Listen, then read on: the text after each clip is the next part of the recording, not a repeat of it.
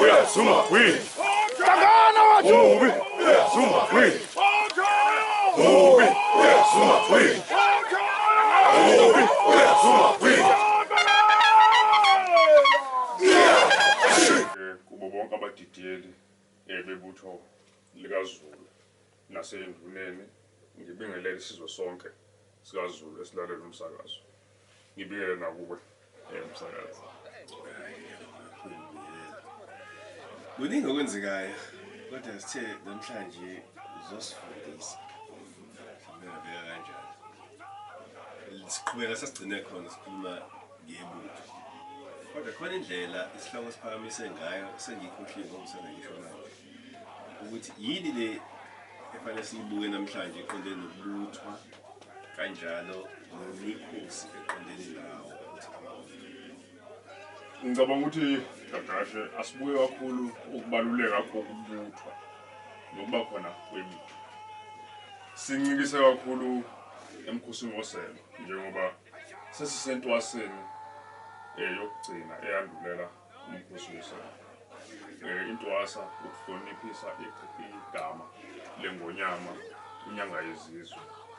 ozala isilo umdlokombane esikhundleni sokuthi sithi inyanga kuthiwa intwasa kusukela ngomhla ka-19 bengaphazami bekunonyezi ekuwuphawu lokugcwala kwentwasa kusho ukuthi-ke kusukela manje bengaphazami siya esikhathini somkhosi woselo nakuba kuba khona indlela nohlelo lokwenza isiqinisekiso sokuthi umkhosi woselwa uzogudwa nini khona indlela nje yakomkhulu esetshenziswayo isizathu uGagashe sokuthi singene kulesi sihloko ukuthi isizwe sivame ukunganaki indaba yomkhosi woselwa abanye abazi nokuthi khona into ekuthiwa umkhosi woselwa siqale lapha athi sisuke siyokhonzela okhokho bethu sisuke siyovuselela ukukhonza kwabo ngoba nabo babewugcina lo mkhosi kakhulu esigabeni samabutho thina sizalwa amabutho mina nje asemambatheni umlando akithi yazi ukuthi uma ngilapha yana ngisuke ngiyokhonzela amabutho amadala ngisuke ngiyovuselela ukukhonza kwamabutho amadala angizala ya Jule indaba yamnandi bekithi ngicela sibuyele lapha kuloko osuke wakusho ukujula kwethu njengesizwe ngizoyibuka kanje lento ngoba khona into esivele yaqhamuka la kimi ukuthi uma ngithi ngumZulu empeleni lento igqame kakhulu mengilelizwe lendawo okuthiwa iGauteng embuzo wami umkhosi woselwa kuba usuku olude kunazo zonke insuku zonyaka usuku nje olugqamile ilanga liyashesha ukuphuma ekuseni bese ukuyoshona cishe kube ngathi alishoni uma unganaka kahle ngoba intwasa iyashesha ukuvela kusuke kunonyezi kusho ukuthi kusukela ekuseni kuze kube ngakusasa kunokukhanya lubonwa kanjalo ke usuku lomkhosi woselwa abanolwazi-ke abasuke beyingxenye eyalezo insizwe ey'ndala esuke zijutshwe komkhulu zazi uhlelo olujulile kunalolu mina engilichazayo njengamanje ukhona nosiko-ke olwenziwayo oluphathelene noselwa namanzi umongo womkhosi woselwa ingonyama eyebuzileyo yayithi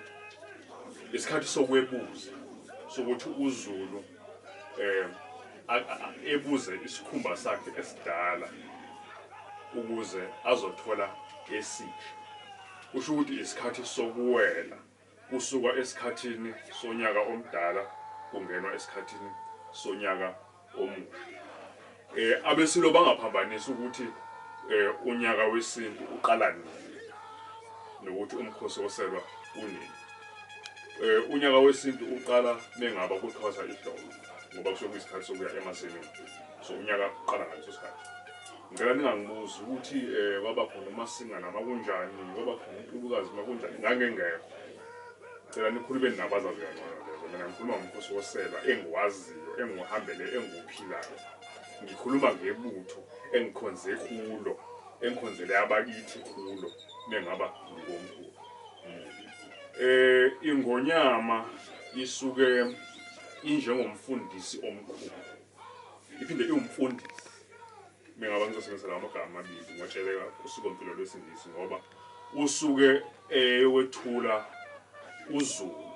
kuyinyanda ezulu eyindala, kusho ukuthi usuke ekhuluma namakhosi amadala awawegcina lolu siko asuke eligcina ngalesi sikhathi elapho kugcinwa khona usiko. Khona izinto engizozama ukuthi ngingayikhulumi ngobunjalo bazo ngoba ezinye zazo ziyimfihlo, ezinye zazo zinabanikazi bazo. Njengokuthi nje mengaba ungabuthile, mengaba ungayanga komkhulu emkhosini woselwa esikhathini sokukhula kwakho usaseyibhuku, ungadlulanga ebubuthweni, uzongabi nokuqonda ukuthi kwenziwani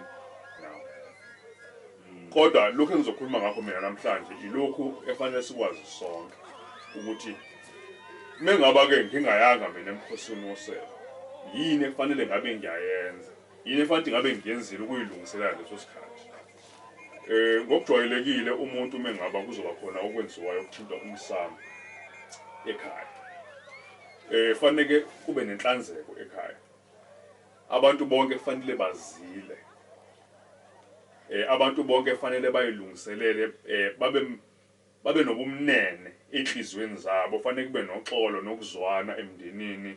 Fanele nje yonke into ehambisana nempilo nokuzwana ekhaya ibe yinhle ngoba silungisela ubungcwele esiyobuphothula mhla siya emsamo.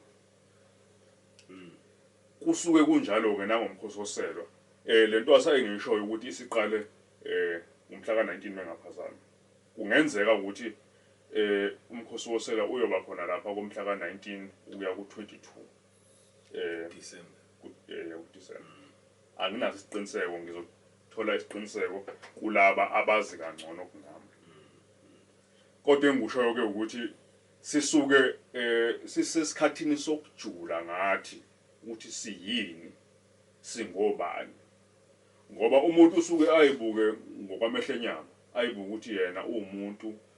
uyiphoyisa makuyiphoyisa, udokotela makudokotela, ubaba wengane makubaba wengane, uma wengane. Kodwa khona into ejulile ngomuntu esingasayinakile ngoba siphila ngokwenyama. Siphilela ukuthi ngoba ngivukile namhlanje siyolala ngoba nakho ngikuphothulile kosuku, kodwa asiyiniki isikhathi sokuthi sijule ngokuthi ubumina buyini, ngiyini mina. Isikhathi somkhosi woselwa-ke yiso sona leso ukuthi siyozethula kabusha komdala wey'nsuku. Ibutho kakhulukazi lisuke liyomela isizwe kuleso sigaba. Mengaba ngisuka mina ngakhe esizweni sakwamavela kwaNgcobo eNdwele, ngisuke ngiyomela bonke abenumzane abakhonze kwamavela, ngisuke ngiyomela zonke ezinye insizwa ezingakwazanga ukuthi zibe khona, ngisuke ngiyokhonzela umndeni wakithi eMambatheni owakhe esizweni sakwamavela. Saphenyo sesavela